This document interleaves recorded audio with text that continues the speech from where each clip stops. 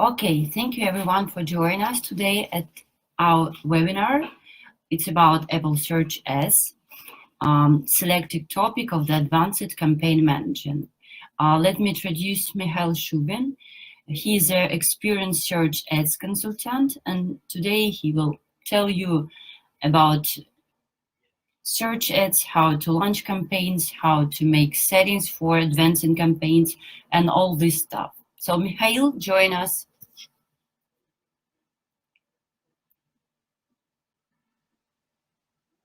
Hi, Nika. Hi, everyone. Thank you, Nika, for introduction. I'm so excited to see a lot of people joining us here in the chat, and I think we can wait for a couple of minutes for others to join in time. It's a pleasure to me to have a chance to share some of my knowledge about Apple Search Ads and so on. Okay, I think we have some troubles with the sound. Could you please send me a plus if you can see, if you can hear me very well, or if there are any problems, please let me know.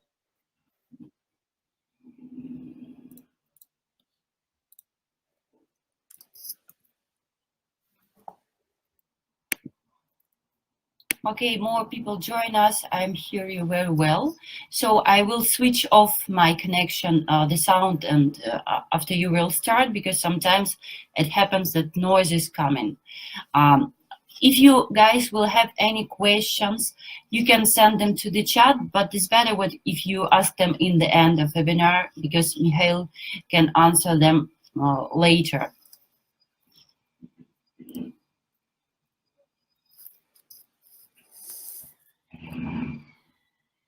Okay, more people join us. So, Mikhail, feel free to start. Okay. When you want. Okay, thank you, Nika. So I'm really excited to share something I learned about Apple Search Ads, because it's one thing I focus 100% focus at the moment. I started working with Apple Search Ads 3 years ago when the system just started, and it was 3 years of a lot of fun with the system, and I used to be responsible for the promotion of mobile products of AB, which is a company which stands behind Linguo, FineReader, OCR technology, and so on. And I was responsible for the revenue of mobile products. So Apple Search Ads was one of the main reasons, the main things which helped me to fulfill my KPIs. And after years of the success with Apple Search Ads, I even decided to focus on it 100%, focus on Apple Search Ads. So I decided to finish my career at AB and to become a search ads consultant. So nowadays I make research on best Apple Search Ads practices. I work with with a number of clients at the moment, and keep practicing, keep collecting knowledge, best practices, and so on. And one of the most important things to me is to share and to see what's the feedback and what's the response from the audience. So please let me know if you have any questions, any comments, and so on. I would be happy to learn from your comments, and it's a great chance to me to have an opportunity to speak in front of you. And to start, I want to learn more about your level of running Apple Search Ads and Apple Search Ads expertise. Could you please send me a number of how you estimate your level of Apple Search expertise from 1 to 10, where 1 is absolutely new with no real practice, and 10 is a real expert which knows everything. Okay, I start receiving your answers. Thank you very much for the answers. And Nika, what's your level? Please send us. I think it's experienced beginner because I had experience with Apple Search Ads. Then they launched it in USA market, and it was only for one application. So I also want to know more about Search Ads from you. So okay, but you are already listening to the advanced webinar on Apple Search Ads, and you have listened to a couple of my webinars before and workshops. So I think you have not less than 4 by this scale. Yeah.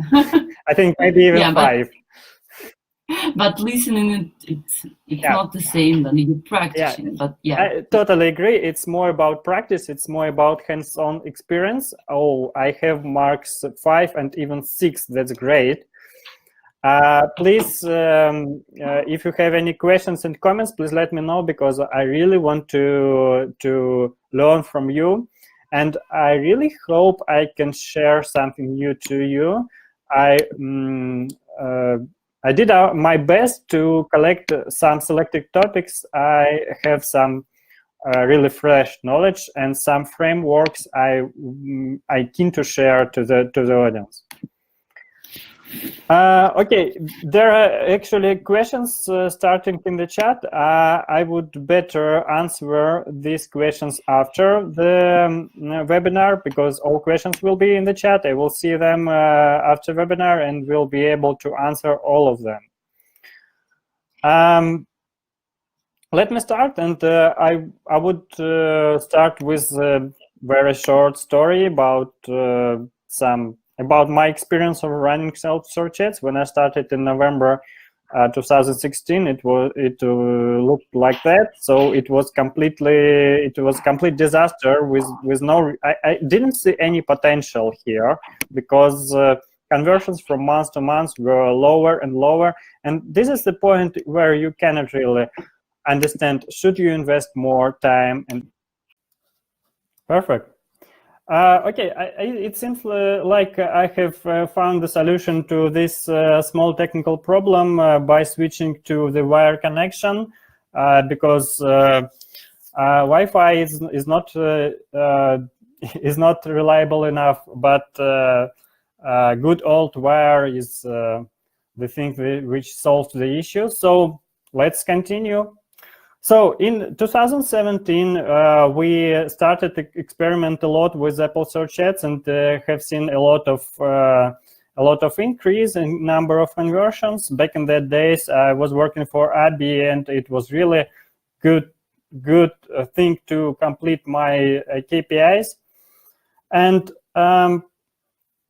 today, I would like to share some the kind of frameworks I use to work with Apple Search Ads to help my clients to optimize their search ads campaigns, and to cover some selected topics on Apple Search Ads. This is actually an advanced webinar for people who have a lot of practice, everyday practice on Apple Search Ads, but we will also do Search Ads Basic webinar on November 26th. Here's the link on to sign up to the Basic webinar with more basic and basic content and things you need to know to start from scratch and to optimize your account. Most of you probably already know these things on the basic webinar, but you can share this link to others who may be interested. Let's start with discovery campaigns. I have thought that I have heard a lot of different companies that they run discovery campaigns. By the way, do you run discovery campaigns for your ads? Please send me some sign, plus, or anything if you run discovery campaigns. Okay, yes, of course, because you need to discover new terms. The goal of discovery campaigns, discovery strategy, is to discover relevant terms with high volume and low competition, and I can prove that this strategy really works. And it works in long term. After years of running discovery campaigns, I can still see some new interesting search terms almost every day. So I'm really excited how it can work for this long term, and how many different keywords people using to search something on the App Store. Sometimes it's really things I couldn't really imagine people are using to search on the App Store. But there is some traffic, so it makes totally sense to run discovery campaigns.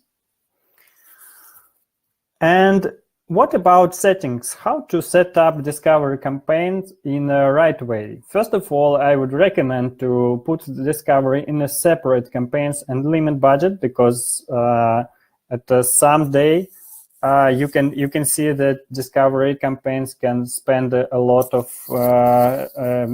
can show you high spend. So please limit budget.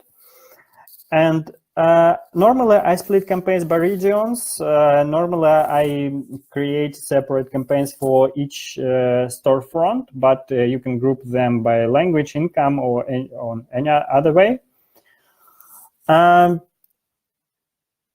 You can use search match, and option you can also use broad match for discovery ad groups, but it's I think it's important to understand that if you use broad match, it makes sense to put different CPT bids on all keywords.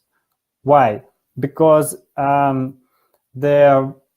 each new search term you discover, if it matches to only one keyword, only one broad match keyword, then you save money. Because if it simultaneously matches to different keywords, then your impressions go to different keywords, and you spend more time and hence more money to collect enough impressions to move it from low volume to have at least 10 impressions to see this search term.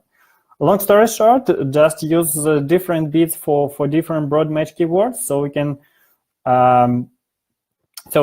save money and save time discovering new search terms. You can differentiate these bids by just 1 cent. And as far as I see, this allows you to make matching for every new search term to different broad match keywords.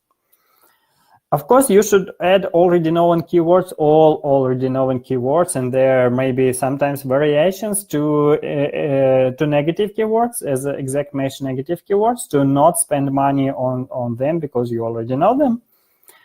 And I would not recommend putting any CPA goal and using any targeting options there on discovery. Maybe in some special cases it makes sense to use targeting options, but in a general case I would not recommend limiting your audience by using any targeting options in discovery. The process of running discovery campaign consists of the following things. First of all, I would recommend to check for new search terms regularly, because as soon as you detect new search term and add them into negative, the less money you spend on discovering this search term. And here, to detect new search terms, I use custom reports. Custom reports is a thing available inside the Apple Search Ads dashboard. And I have someday I have noticed that custom reports provided me a bit more search terms that I could see in the dashboard. Since that day, I only use custom reports, and I always make a custom report for the whole period of running search ads. So, for example, if I have started running search ads in 2016, November 1st, Then I create a custom report for the whole period from November 1st, 2016 to the current date.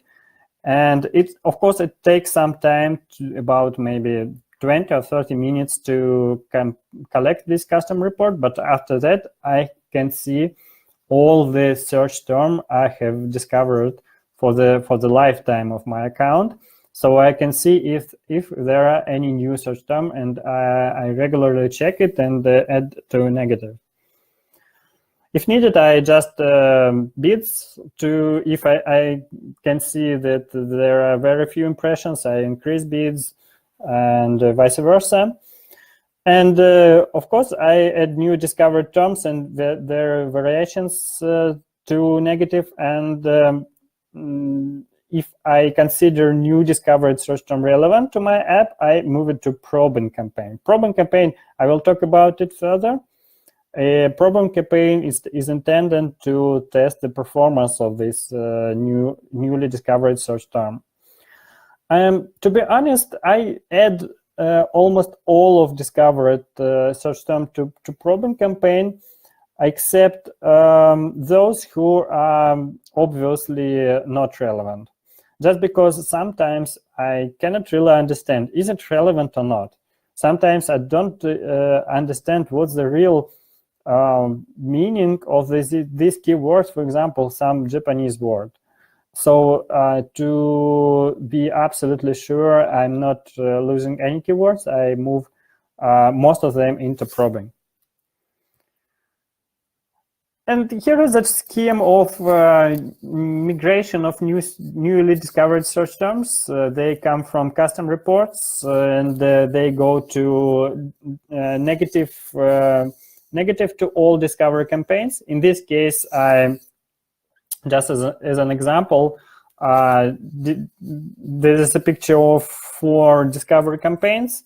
You can have much more discovery campaigns, or you can use search match only in some discovery campaigns. Normally, I use only search match, but in this example, there are search match and broad match groups in each of these discovery campaigns. And every single new search term goes simultaneously to all discovery campaigns. I have a special script for that, which works through Apple Search Ads Campaign Management API, and automatically puts all the search terms to negative. And after that, I take a look on all newly discovered search terms and decide if I want to move them to probing to test their performance. Here are some tips and hacks to increase the value of your discovery campaigns.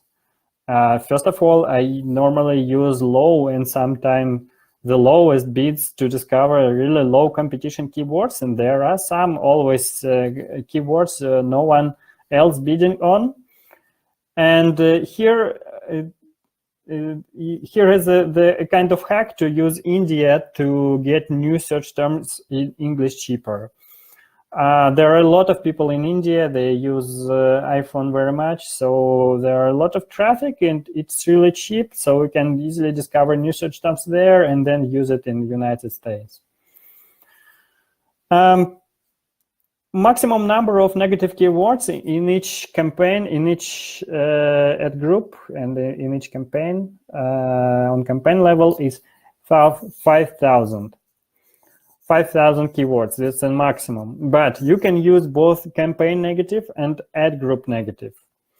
There are 2 levels of negative keywords, and in total you can use 10,000 negative keywords. Don't ask me what to do if you have already 10,000 negative keywords. I don't know really. Probably it's a question we should address to Search Ads team to allow to add more negative keywords, because sometimes I believe it will be very soon 10,000 keywords would be not enough. But at the moment you can use 10,000 negative keywords. I try to change keywords in App Store Connect from time to time to tweak the relevance for the app to see different search terms, to never stop collecting new search terms.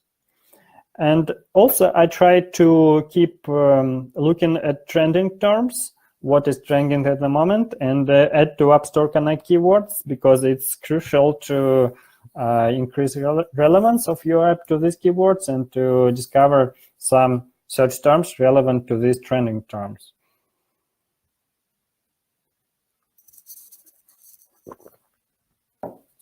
Let's move on. Next part is about probing and scaling.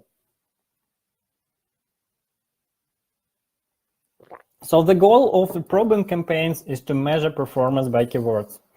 The goal of scaling is to generate as many users as possible, keeping ROI high enough. In some cases, ROI is not the point. It's more about volume or keeping the share, market share of voice, and so on. But I would say that in general case, it's more about ROI.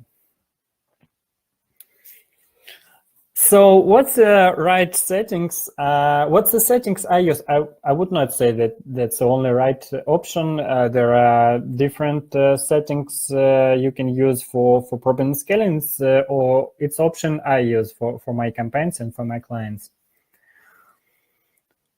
First of all, it's separate campaigns with a limited budget, and I split campaigns by region, and with probing and scaling, I use exact match only. I never use search match or broad match for probing and scaling campaigns, because with exact match you can say which keyword brought you install and in-app events.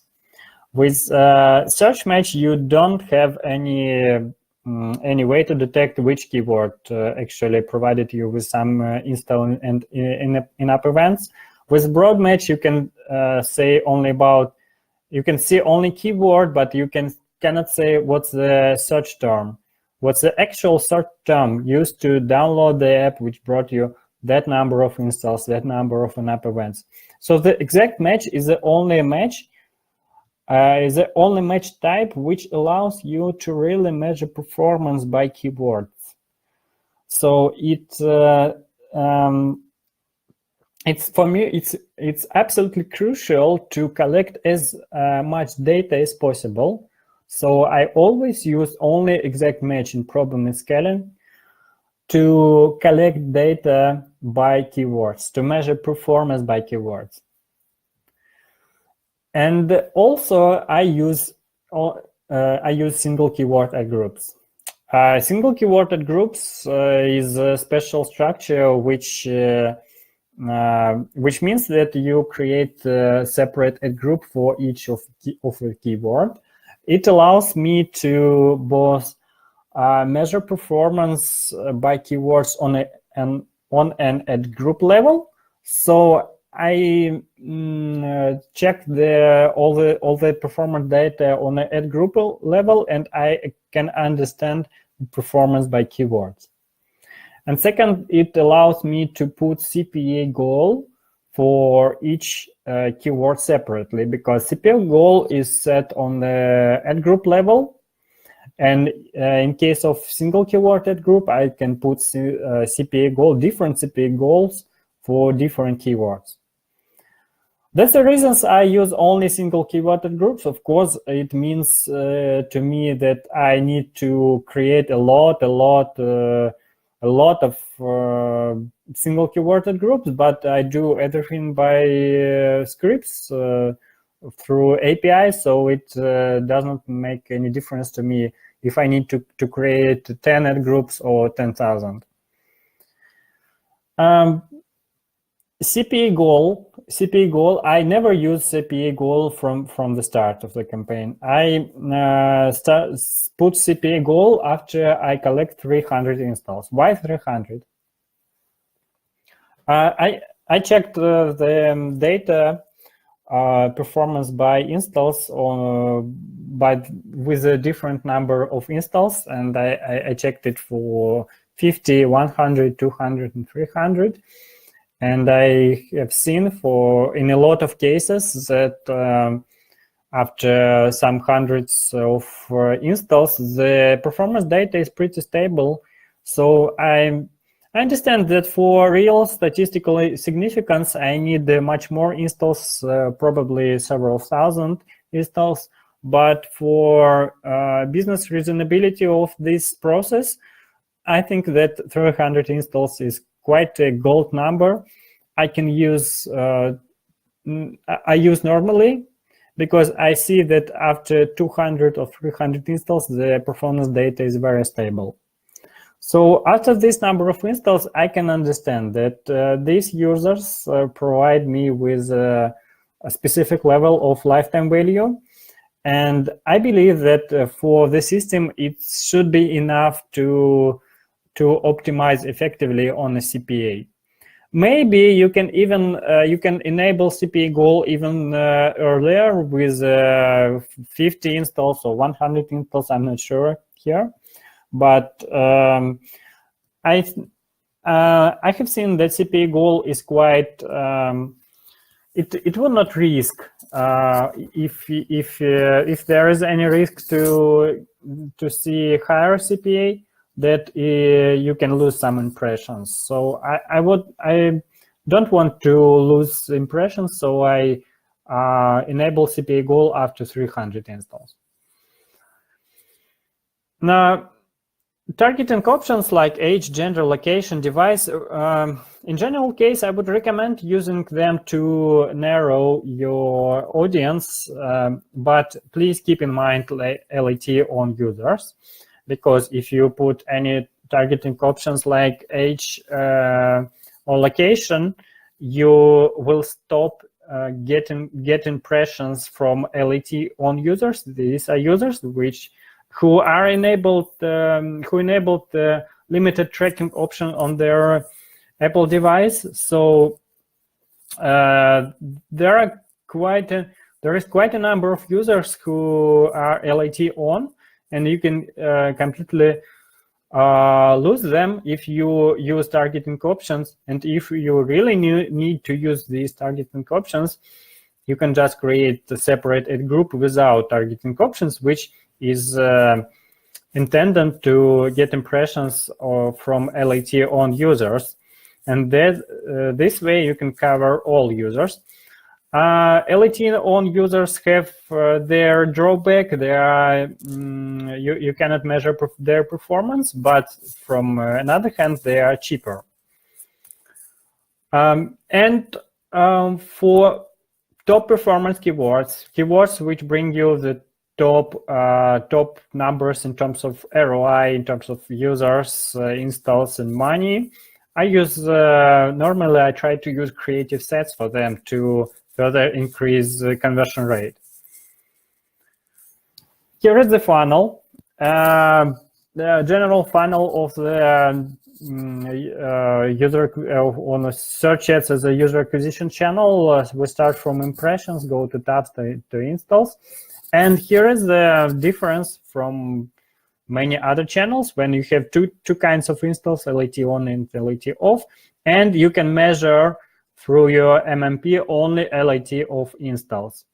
All LAT on installs go to organic, so you cannot really say how they perform. So in order to analyze all funnel, you need to collect data from both search ads and MMP. And in order to understand what's the real lifetime value behind the installs you got from the Apple search ads, you can, for example, you can use extrapolated lifetime value when you extrapolate numbers you get from LAT off installs to all installs. Here is the formula I use to make this extrapolation. There is some uncertainty multiplier, which depends on your understanding how LAT on installs can perform in your product. In some cases, they can perform better. In some cases, they can perform worse. For example, I used to work with a business card scanner with the app, which is the users of this app. It's really important for them to keep their contacts data secret. So there are quite a number of LAT on installs there, and I believe that LAT on installs, LAT on users probably were more intended to pay in this app. Actually, I used uncertainty multiplier 1 for them, but I think, and I have tried to measure it. It's not easy to measure, but I have tried to make some estimations. It looks to me that they pay more in that app, that kind of app, which is intended for users to keep their secret data, and here LAT on users may see bigger value for them. For different apps, this multiplier may be less, but in general case, I would say that you can use just a multiplier 1, and so extrapolate your lifetime value from LAT of installs to understand what's the real lifetime value behind all your installs. And another multiplier here, which may be not very obvious, is SR. I call it startup rate. Yeah, I didn't know how to call it, so I decided to put that name, startup rate, or SR, which is MMP installs compared to LAT of installs. There is some churn of users between installs on Apple Search Ads and installs in MMP, because installs in Apple Search Ads, that's the downloads of the app, and MMP shows you first starts of the app. And so there are some users which may download the app and never started. So these users may be about 5 or 10 or 15 or 20, in some cases up to 50% of users churn on that stage. And so there is a multiplier SR, which allows you to measure, to understand this churn. And on the next step,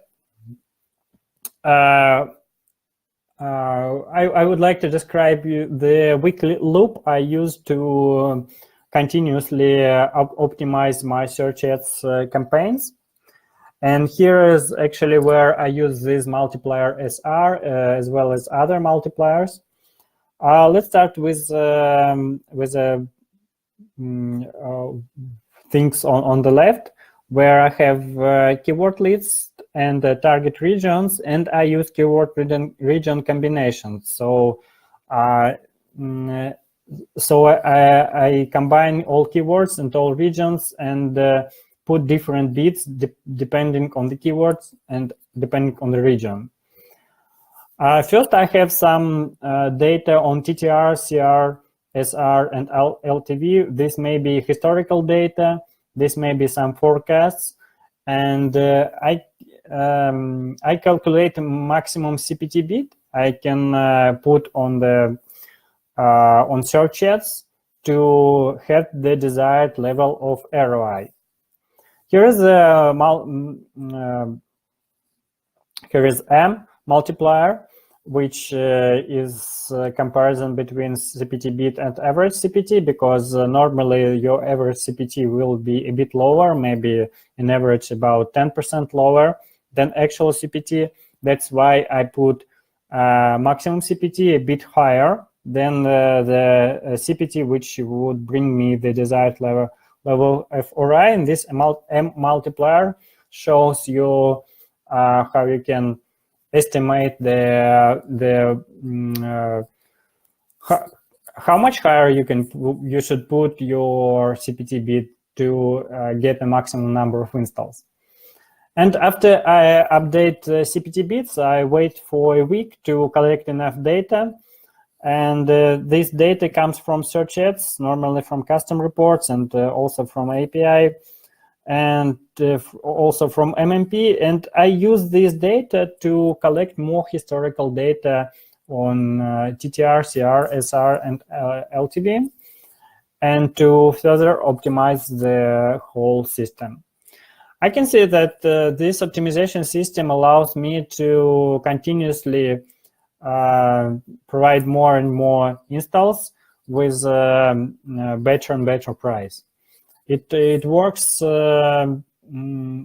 pretty good. I would say it works pretty good in long term, because there are a lot of keyword region combinations, and with every new week you collect more and more data, and it allows you to put bits better and better. But you should not only rely on this optimization loop when you choose a bid, because I have tested different bids for the same keyword, and tried to measure volume, both volume and average cost per bid, cost per tab. And here you can see some results of my experiments when with different max CPT or the same CPT bid. I have got pretty different average CPT, and you can see that average CPT looks proportional to CPT bid, while number of tabs, of course, with some lower bids, number of tabs were really it was really low, but from some level of bid, the number of tabs didn't really grow further. So if you can see on from the left, you can see that on the third bid, it's probably the optimal bid, where you can get quite a number of tabs with the best price. If you put higher bid, there is a chance you can get the same number of tabs, but more expensive. It's really thing I didn't expect to see in this system, because actually the system works second bid auction, and from some level of bids you should not pay more with the higher bids. But the truth is that you should try to see optimal bid. Actually, I show this picture to a number of people who practice with search ads on a daily basis, and some of them confirmed that they see the same on their accounts. This means that you should not only rely on optimization of bids, and you should not put higher bids, because there is some optimal bid, and it makes sense to try finding that optimal bid. Actually, the situation looks a bit better if you use CPA goal, because with CPA goal, your average CPT doesn't grow so fast with higher CPT bids. But still, you can see that you can spend less and get the same number of tabs if you choose lower CPA goal. So the process here should not only consists of this bid measure learn loop. First of all, of course, we collect keyword list. Second, I set up weekly bid measure learn loop, and I work by this loop for a number of weeks. And of course, I set up process to check ROI regularly to really understand how it performs, how I do in terms of ROI. And it's crucial to detect keywords not getting significant impressions, because sometimes your forecasts in terms of LTV may be a bit low, and your bids may be too low to get any number of impressions, and you cannot learn until you get significant number of impressions. So in order to learn, sometimes you should consider adding some keywords to ASO, prioritizing them in ASO, and or maybe raising CPT bids as an experiment to get enough impressions to educate your system. And for that, keyword region combinations, which have already 300 installs, I set up bid optimization process. So I try to test different bids and measure their real average CPT and their volume in order to detect what's the optimal bid, which allows me to get maximum number of taps, but with the best price. And for keyword region combinations with number of installs, I also try using CPA goal.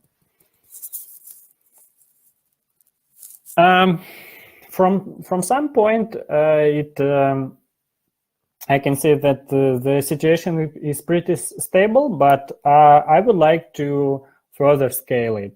I can see that there is a potential to growth, and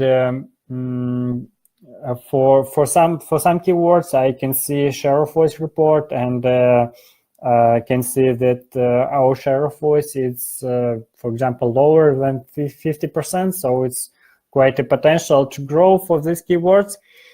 And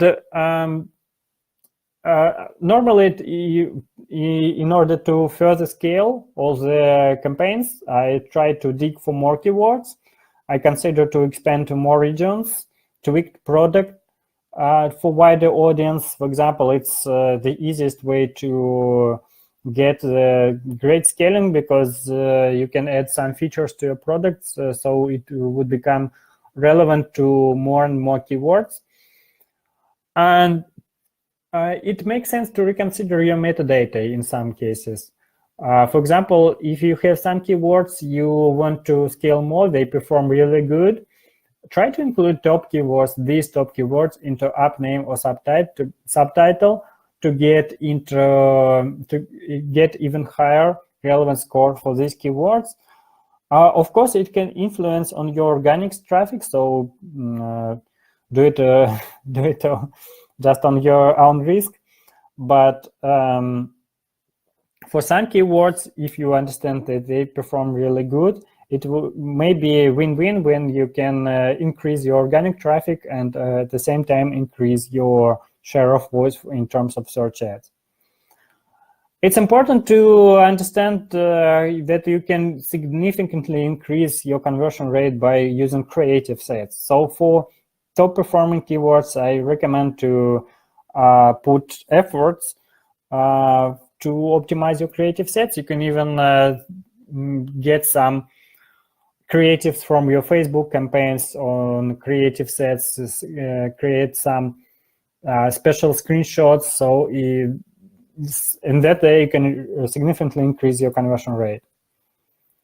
And the last thing I would do is to increase or even turn off daily cap. And I'm not sure if that really works, but in some cases it helped me to get more impressions, but it's really risky to turn off daily cap at all.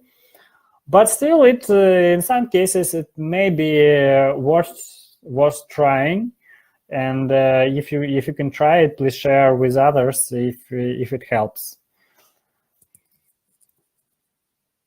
Okay, and the last topic I would talk about today, it's the shortest probably, it's cannibalization, because it's a common issue for a lot of app user acquisition manager.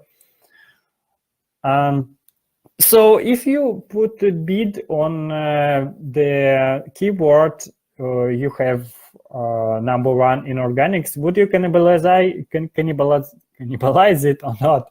Of course, you can cannibalize it. You will cannibalize it for some extent. But there is a very important but. If you are number one in organic results, like in this case with PDF Scanner and iScanner app, which is #1 in organic results, then you get impression without screenshots. And it's probable that in that case, more users not only save your money not clicking on your Apple search ads, but also will bring you additional clicks on your organic results. Additional clicks on organic results means more chances to keep this #1 position in organic results. So I call it good cannibalization. If it's not your brand, it may be very important to you to keep this #1 place and not to give it to your competitors. So with some extent of cannibalization, bidding high on these keywords, you can get these cut impressions and get additional organic clicks on your #1 organic results and keep it yours. So consider if you have such keywords, especially if it's not your brand keywords where you want to hold #1 position, consider some level of good cannibalization with Apple search ads, which will help you to hold this position for a long time. If you have #2 or #3 position, then the search ads impression will go with screenshots, and there is probably some level of cannibalization. And if your positions are behind #8 or 10, then you probably have not very much visibility, and there will be no cannibalization. On iPad, the situation is different. Between on number from 1 to 5, they are visible on search results, so cannibalization is quite probable. Also, I have noticed that cannibalization in the United States is less probable. I have measured CTRs on these impressions in the United States and in newer store phones added this year, like Europe. So in the United States, TTR of these impressions was really low, and I would not say there is high level of cannibalization. In newer countries, maybe the cannibalization may be quite significant. I think that that's because of search ads. So in the United States, shows for 3 years by the moment. So there is some level of some people just don't see these impressions as banners. How to deal with this cannibalization? First of all, I would try to answer the questions. Do you need to defend your brand on the App Store? Is it important for you to defend your brand? Does your app look similar? So some competitors can confuse your app with some other apps. All these reasons may be a good reason to invest money in cannibalization. And to still you need to understand what's the real level of cannibalization, and so you can measure uplift by turning ads on and off for a week, and try to not to make any other changes, and to see what's a real uplift from these ads, and calculate what's the level of cannibalization. This is actually the best way of measuring the cannibalization I can advise by the moment. And on the right, there's two examples of I would say pretty low cannibalization, but impressions which provide the developers with quite a value. With Evernote, you can see there is impression without screenshots, so probably most of clicks go to organic results. And with Mimo, there is impression with a screenshot, and the app is #1 in organic results. But about the app, there is a story, learn to code at any age, And this story goes to the text with quite a list of different apps. So if users go to this story, probably they will download something else. In this case, the app is #1 in organic results, but because of this story above it, it totally makes sense to defend their brand from competitors, which are included in this story, and to show these search ads impressions to get users from other apps to their app. And the last thing is knowledge sources. Actually, I'm sure that you probably, I'm sure that you know these sources. This is top blogs and groups which allowed me to learn more about search ads. And if you know some other very available knowledge sources for search ads, please let me know in comments, or please drop me a line on email or on Facebook. If you have any questions in terms of search ads or need consultations, please feel free to ask me anytime on Facebook, on email, or you can find me on ASOdesk. So it looks like I'm done with all the content and ready to answer your questions. Please give me a couple of seconds. Yes, Misha, can you hear me? Okay, I'm good. Can you hear me? So, I can read all questions. Let me scroll up to the top of our conversation and go from first questions to last questions.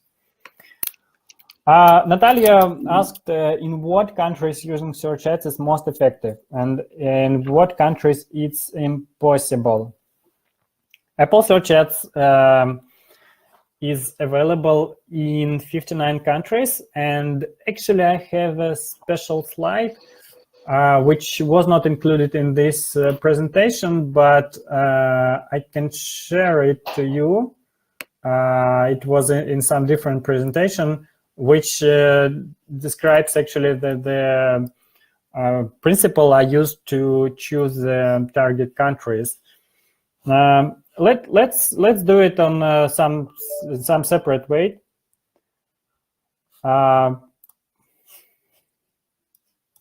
Yeah, Natalia, if you can please